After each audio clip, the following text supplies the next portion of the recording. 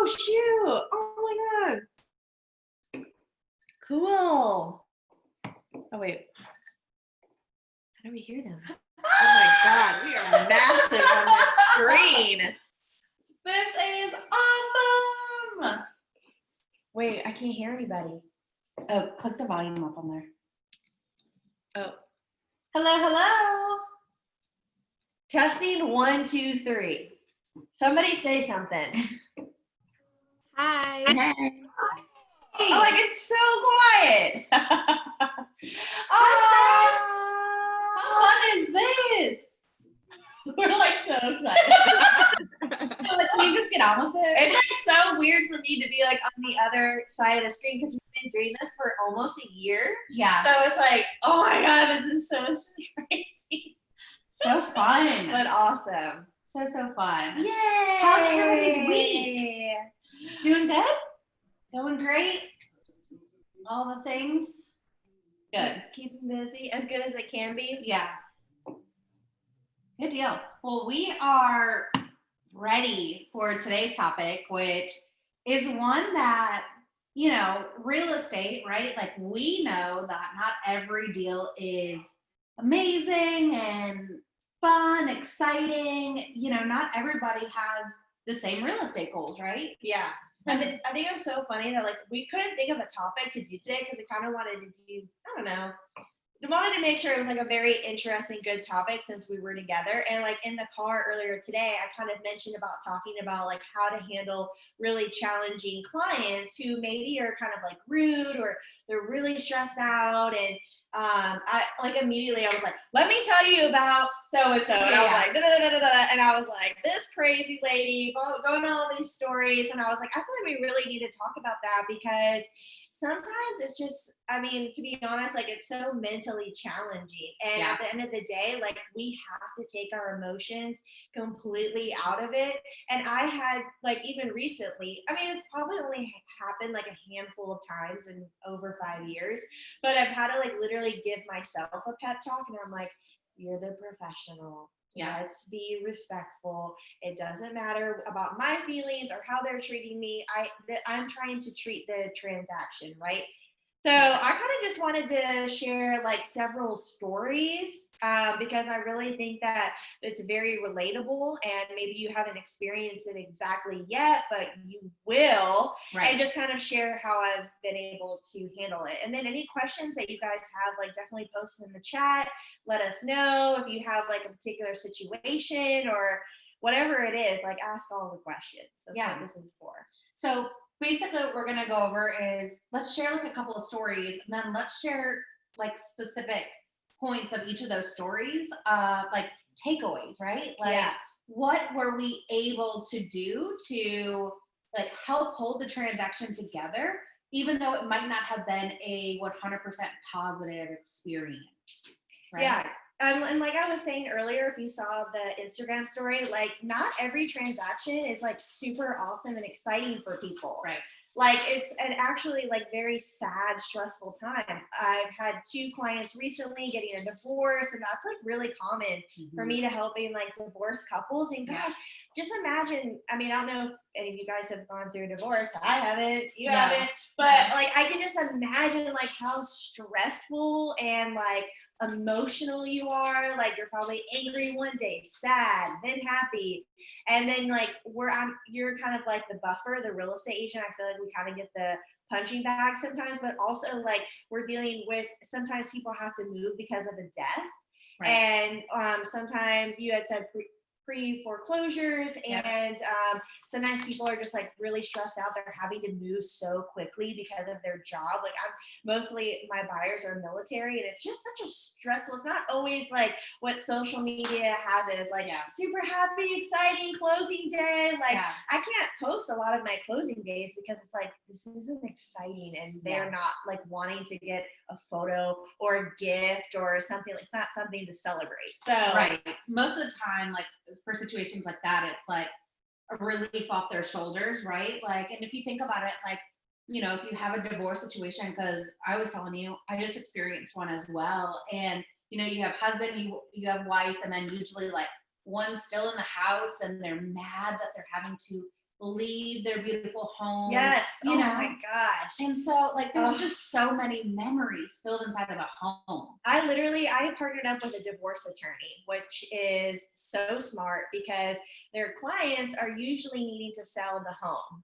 And he was giving me referrals, and I was going to these appointments. And a lot of times, like, I can't just show up like, hey, I'm Stevie, super happy, bubbly, right? Yeah. It's like you're going and getting a tour of this house, and these people are very emotional, and they're seeing like their house, they're remembering their memories here, Yeah. and they're thinking about moving. And like, I've sat on the couch before with people like in tears and me having to console them. Like, it is so emotional Yeah. and crazy. Well, and you know, there's been plenty of times where like, you know, you have to interview separately with the husband, and then you have to interview separately Yes. with the wife. Yes. And so, you know, just different Navigating that, I feel like. Yeah. So let's just, I've got two stories that I definitely want to share. One that's currently I'm going through right now with a client, and then a previous one of someone trying to sue me.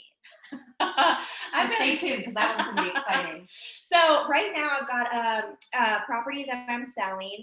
They're getting a divorce, and the wife is very upset, feels betrayed. Her husband has cheated on her. And so, gosh, it's just an emotional roller coaster talking to her. And so anyways, we've been communicating, and she's just been like really rude, disrespectful to me. And my transaction coordinator's been copied on all the emails.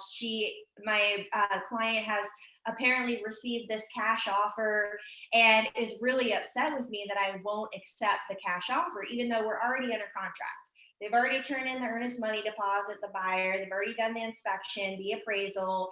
We're even selling it as is. And for this VA buyer, there's wood rot, and the buyers are coming through spending $600 to do all the wood rot themselves so that they can get a clear WDO report for loan approval. And every other day she's calling me, blowing me up. I just don't understand why you won't accept this cash offer. And I'm just like, this is a legal document. And I feel like sometimes, like, you know, when someone calls you like acting all crazy, right, you're just like, you kind of like want to lash back. I feel like, and that's my opinion, where I'm just like, I'm like, no, I'm the professional here. And I feel like I've just had very, very tough conversations with her, like without diving too deep into it. And there's been several times where I've wanted to write back and be like, I'm done. I'm cashing out. I don't care. I don't need this sale. You know, kind of having that mentality because I'm just being so disrespected, and I don't feel like I'm doing a bad job. I'm trying to do everything that I can, but she's just emotionally on another level, right?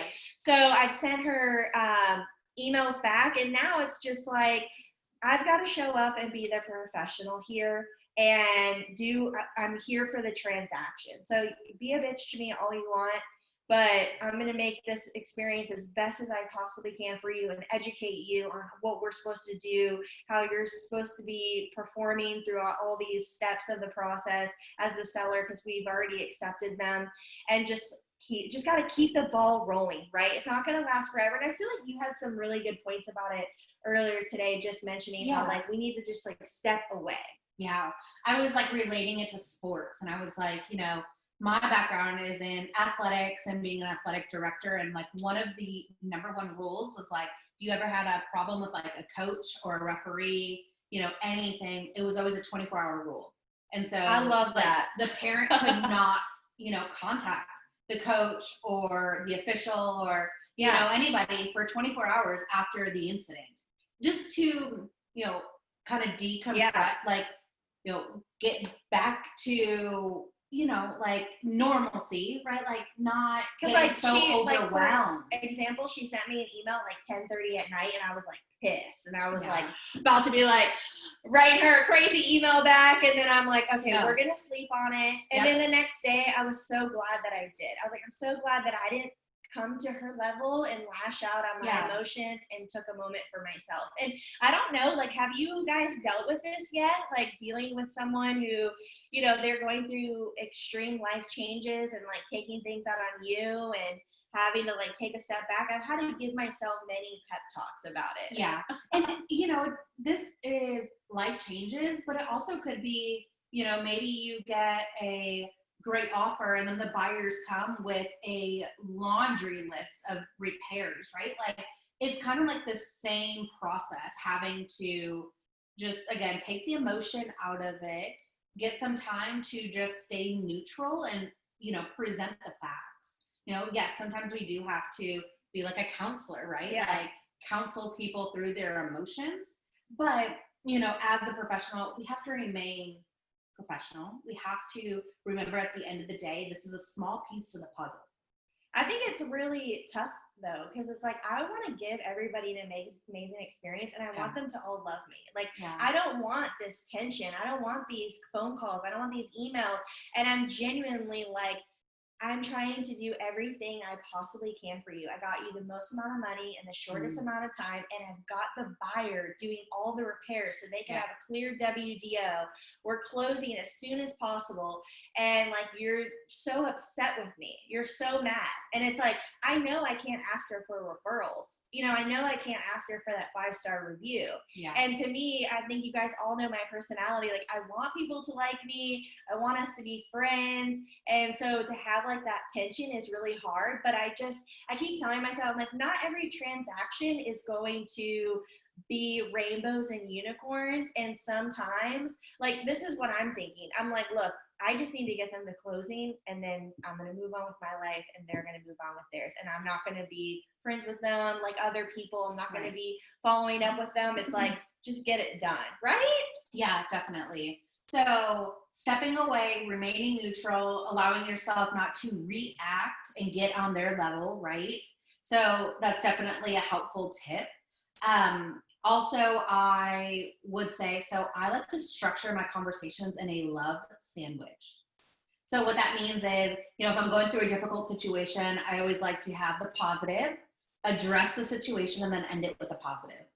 And so I really like to put these sort of conversations in emails. Again, like if you're having a difficult client like that, it's like, oh man, I want everything to be in writing, right? Like just in case anything were to ever come back, I want, anybody involved to know that, I've done my job that I'm supposed to do. And so a love sandwich is the perfect way to structure those conversations. So, if you have somebody that's, upset about the cash offer, right? Like you might address it like, it's amazing that we have another offer on the table.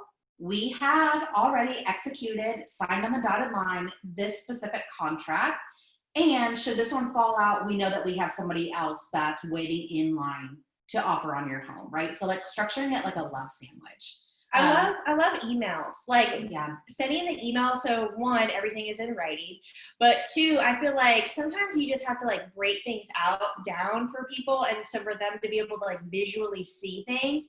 And plus, like, I feel like I'm always giving people so much information that it's hard to like make sure that they're retaining all this, they're remembering it, and then I can probably word it so much better when I have time to like write it all out. And so I really like especially in these situations where things are really tense and our conversations aren't very easy, for me to send that email laying out, this is what we're doing, this is why, this is what's next, and then maybe doing like a follow-up call. Like everything's been laid out, you had some time to look at it, think about things, do you have any questions, and kind of take it from there. It's just something that I've learned from all that. Yeah, definitely. Also too, getting them back to motivation. So I think that's a huge key when it comes to having difficult clients or difficult situations, getting them back to motivation and reminding them what the goal is here, why they wanted to list their home in the beginning, all of those things. Again, if it's a divorce situation and they're, not on the same page, it's getting them both down to, hey, listen, I hear what you're saying, and let's take it back to day one when you and I met. You hired me because you needed to or you needed to, you wanted to get to wherever. So bringing them back to motivation. We tend to kind of overcomplicate or overthink things when we're in the heat of the moment. And so bringing them back to motivation will, hopefully give some clarity to that. And again, my process for that is a love sandwich type of approach for it. It can be tough though sometimes. Like, yeah, this business can be just crazy. Yeah. Well, and it's always day one, always asking them like, what's prompting your sale, right? Or what's prompting you to purchase a home, so that where to meet them. Mm-hmm. You're going to have a different conversation with, a move up family, right? Like maybe they have all this amazing equity in their starter home. They're able to cash out on it. And now they're able to, purchase their dream home, a new build, right? It's going to be a different conversation than somebody that is forced to sell because of a divorce, or, they're having to, I had somebody that they had to sell their property because they were in so much medical debt that they actually went to go live in an RV for a couple of years.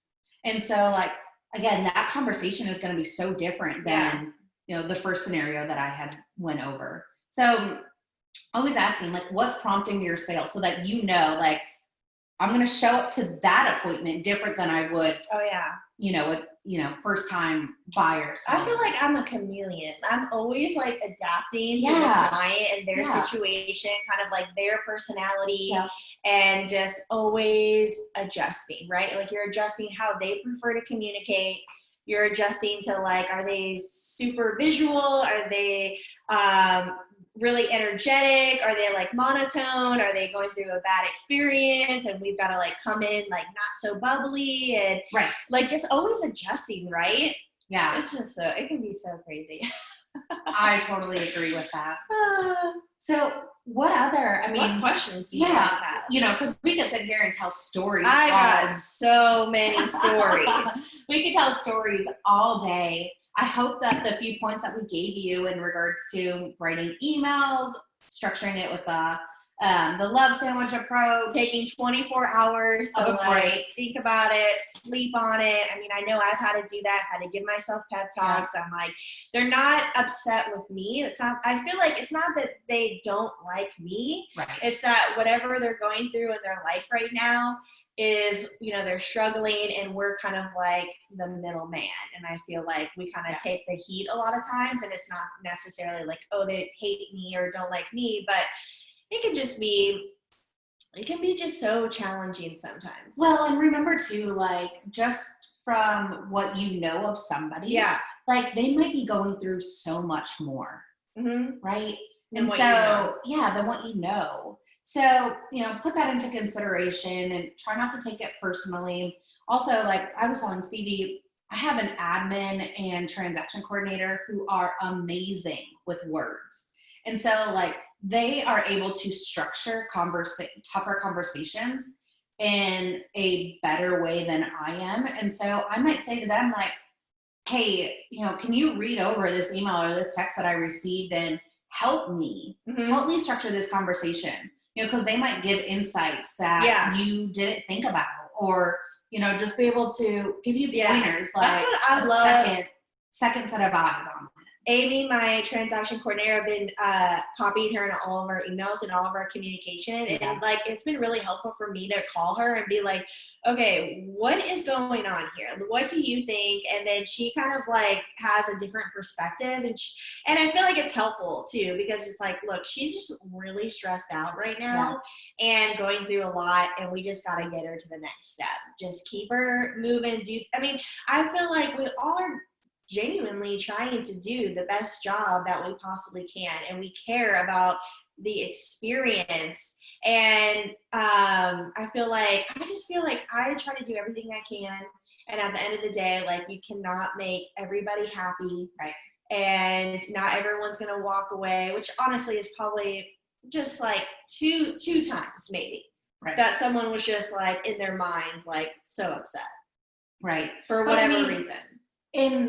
And it's okay, right? Like, it's okay not to have the most positive, right? Like, sometimes you just can't help people. And I was telling Stevie, I have a super negative seller right now where I'm like, do you want to sell your house or not? Just because the things that he says, or he'll decline showings based upon a feeling that he has, like just different things. It's wild. And I'm just like, okay, like I can't control him and I can't control his emotions. What I can control is doing the very best job that I can, meeting him on his level. And, you know, that's all that I can do. And if he decides to not sell his house, cancel the listing agreement, I've got to be at peace with that, because I just know I can't please and be on, you know, meet him on every single, you know, what he's looking for. I mean, it just happens. Just like with the lady who tried to, she threatened to sue me and had a lawyer call. I feel like at the end of the day, I was answering her calls and I was trying to genuinely do everything that I could. Like with her problem, I'm all about figuring out a solution. And I was like, bing, bang, boom, this is what I think I could do for you. And at the end of the day, I'm like, let me get some broker guidance. Called my broker, and there was not anything we could do for her at this point. And I just kind of had to lay it out for her. And I was like, I know you're upset, and I'm really sorry that you're so frustrated and you're having this horrible experience. But, you know, I feel like it's a really long story, but like, called me like 6 months after closing, after a repair that we had it repaired by a license or by a technician, had it re-inspected, had given her a home warranty, and then came back and said like the coils weren't clean after 6 months and wanted to sue me. Like, it's just like, you have no leg to stand on, but I have to deal with this now, right? So I still was like, what can I do? Let me call the technician. You just gotta like try to come up with solutions. I genuinely care. So I was trying to figure things out for her, see if there was anything I could do to help her. And at the end of the day, there wasn't. My broker was like, you have to be firm with her and just let her know, because it's like she's trying to get a new AC unit out of us, and that's not happening. Yeah. And I feel like it's gonna happen. Like, you're going to move someone in, something's going to break, and they're going to come after you because that's just like an easy target. And it's a hassle. And I remember telling a couple people this story, and a couple realtors were like, yeah, I've had someone threaten to sue me. And it's just like, it's a hassle because you just cannot make everybody happy. And when you're buying a resale, things might happen after you move in. They check out during the home inspection, but you sign off on that line and now it's your house. Right. But one important thing that you just said was that, you know, this lady brought this problem to you, and the first thing that you said is, what can I do to make this right? Yeah. Like, ask that question.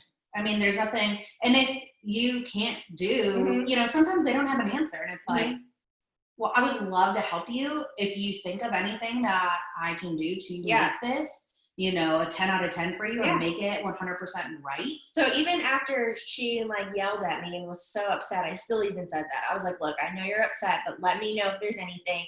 And then I got a nasty email of her saying, I will never refer anyone to you ever again. And like, that's gut wrenching for me. I'm like, oh my gosh, I can't believe this person just like despises me because she thinks her coils aren't clean. Like, what? I can't let that affect my mood because it's so crazy. Again, you know, like, you can't please everybody, and you just have to be okay with it. You know? I mean, y'all, let me know in the comments. Like, you've had situations like this happen before, right? For sure. Now, let's address reviews. So when I know that a transaction, you know, didn't go 100%, it wasn't an 11 out of 10 experience. You know, if I know that, I'm not asking for reviews. I'm just not asking for them. Instead, I'm saying, hey, I love the opportunity to serve you, and I know that this was a little bit of a bumpy road. Yeah. However, I would highly recommend that you please, you know, tell me what I could have done to make this a better experience. I just want to know so that I don't have to, you know, encounter this for somebody else again, you know, something like that. But I'm not asking every single person for a review, especially if I think that there's any sort of, you know, negativity there. At the end of the day, like, things happen in transaction that are just like completely out of your control. Yeah. But if you still show up as that person that's like trying to figure out solutions, communicating all those things, I know so many transactions that haven't gone perfectly, but I've been like, let's do this, let's do that, let's figure out a solution, I'll pay for it, whatever. Like, I'm paying for doggy daycare today for this lady. Like, you just figure out solutions. Like, not ideal, you know, but things happen. But I still think at the end of the day, you could still ask for that review because they saw the effort there and they realized like things aren't going to be seamless. But like, for example, this lady who chews me out every other day, I do not care to have a review from her. And so like, it's like, that's okay. That's fine. Yeah. Like, you just got to live with that. And also like in the emails that go out, it says in there, it might not go out to everybody. Like I said, like I don't send it out to everybody. If there's a negative experience there, just something went completely wrong. Like I have somebody, it was a for sale by owner a while ago, and I'm like, I hope I never have their name come across my phone or my email again, right? Like you just have that.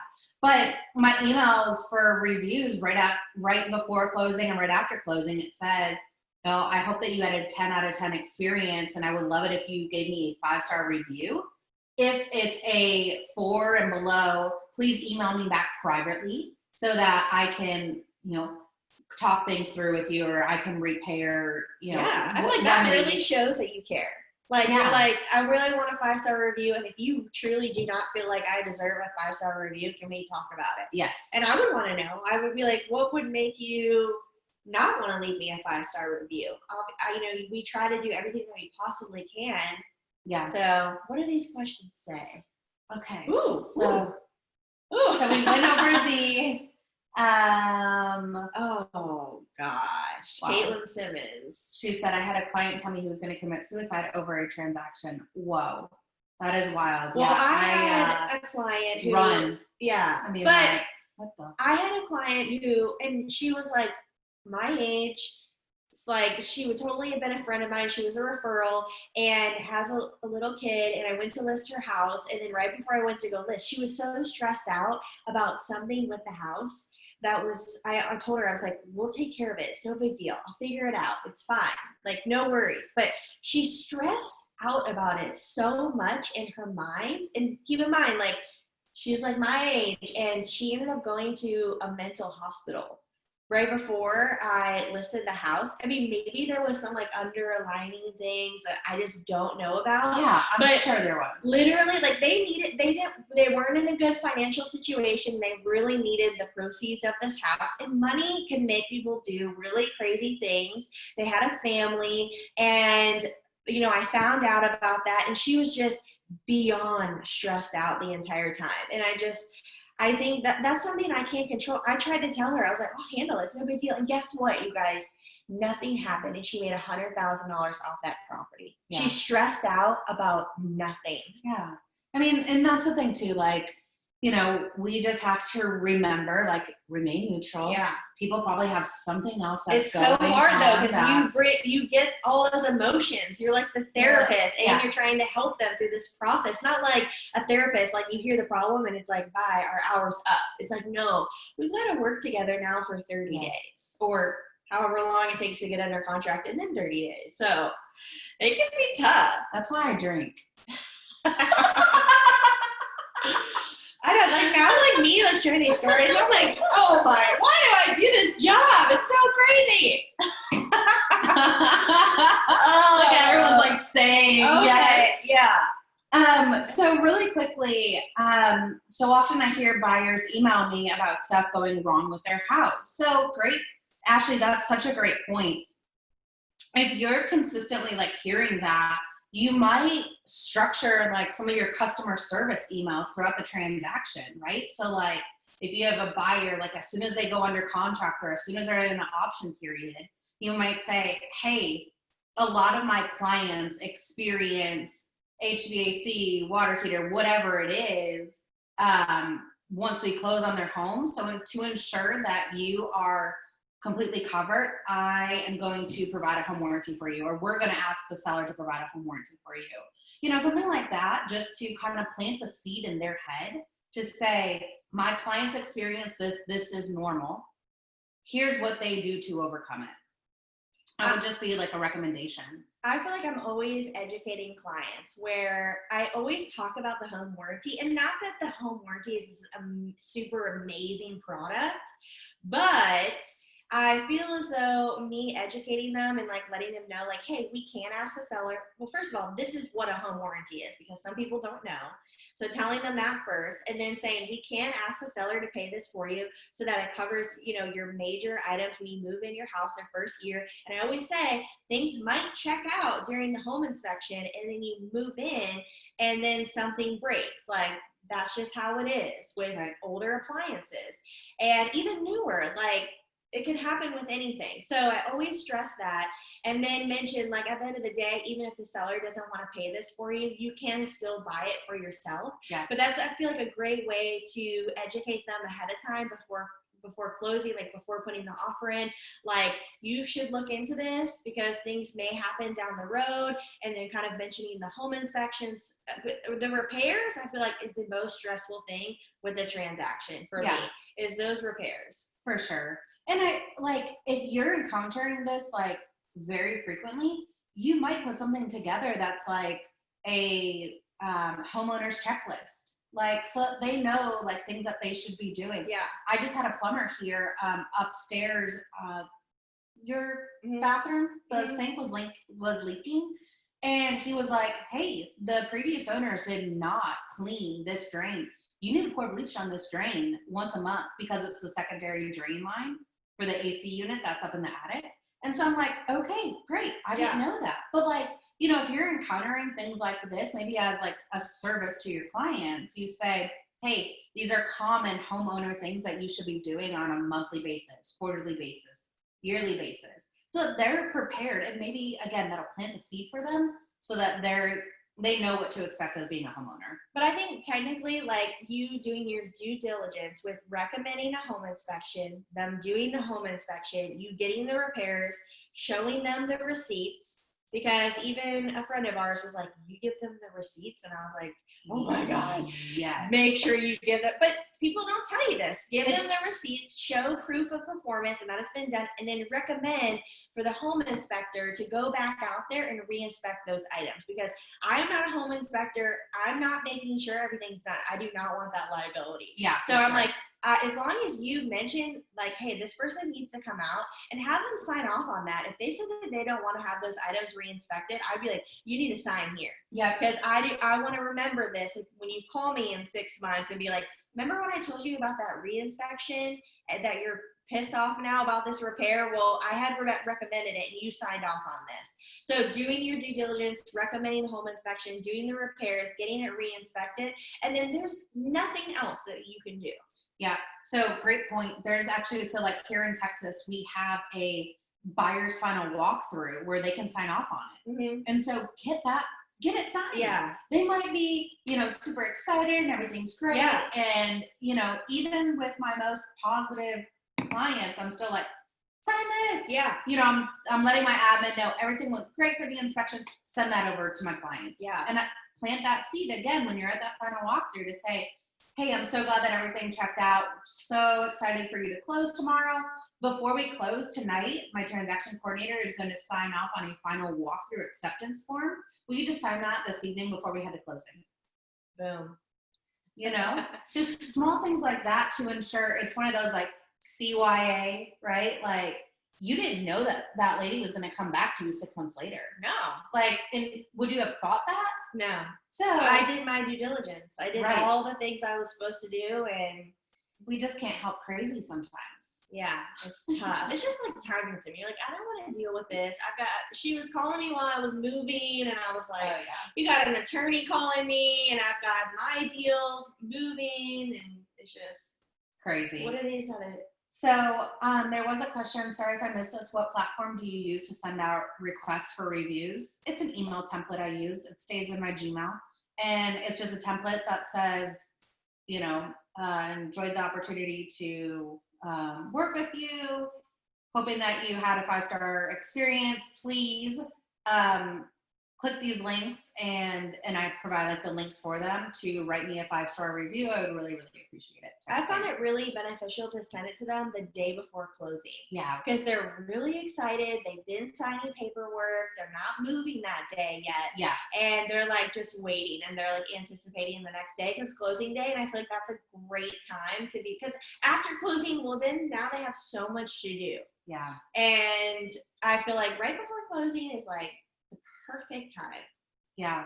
And Brayden, this is a great question. How do you handle sellers who have neighbors, family, friends that tell them they could have listed or sold it for more?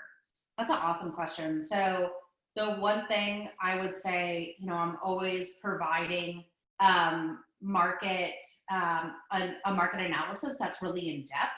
And one of the things that I always say is, hey, I think that your home is definitely worth, let's just say $250,000. I definitely feel that your home is worth $250,000. And yet, based on the market, based on the data, right? It's not me. It's not, signing like she said, he said. It's, hey, here's the facts. Numbers don't lie. So let me ask you, what's more important? Selling your home, listing it at the top of the market and having it sit there for weeks, or listing it at market value, potentially the opportunity to have multiple offers and net you more than that list price, right? Like, you're hiring a agent, you're hiring a professional for a reason. And while I certainly love that you have family and friends who are just as passionate about you getting top dollar, I'm also passionate. However, my job is to sell your home, not to have your home sitting on the market. Yeah. Awesome. I had to have one come back to me 5 years later on a septic. Oh my gosh, Elizabeth, that is cray. Like, oh my gosh, 5 years later. I think that if you had suggested the septic inspection, they came out and inspected it and it was fine at the time, there's really nothing else that you can do. And 5 years is a long time. Like, I would say, you know what? You bring up a great point. I think that it's time for you to sell your home. Yeah. Should we sell it? I think it's time for you to upgrade. It just sucks. It just sucks because now that person, like, they came at you and they're probably like not super happy. And they're like, my septic's broke, blah, blah, blah. And me being like, I want to make them happy. But at the end of the day, like, how am I supposed to help these people when they closed 5 years ago? Yeah. And now something's wrong with their septic? Like, what? Well, and something, which I'm sure like Elizabeth did, but what in situations like that is, man, you just never know with these items. Good thing I have a great septic company. Here's their information, right? Like, just because like it happened, like it's not your fault, right? Like, it doesn't mean that you're responsible for it, but you feel like it. You feel like it. Yeah. So here's contacts that I have that can help you, get it back to working condition. So. Oh man, her comment. Who knows, 5 years. Oh, that's great. Oh, shoot. All right, y'all. Well, I hope this was beneficial. Oh, yeah. Time just goes by so fast on these calls. I don't know if anyone else feels that way, but it's just like it goes by so quick. I see Brantley. Oh. Hi, Brantley. Oh, look at Elizabeth's husband. Oh my God! I love this. She's like, what? She's like, why don't you make yourself useful and give me another glass of wine? Oh my gosh, I love it. This is so great. See me? What's that? I thought I had my stuff, the thing on. Y'all can see us? Yeah. Hell. Oh my gosh, I'm cooking dinner. Yeah, okay, it's fine. Sorry. You're cute, girl. You're a cute girl. We're back on mute. Nothing to see here. All right, y'all, let's take a quick pic. We're together. Okay, ready? 3, 2, 1. Tacos. Okay, we are off to get some tacos and margaritas.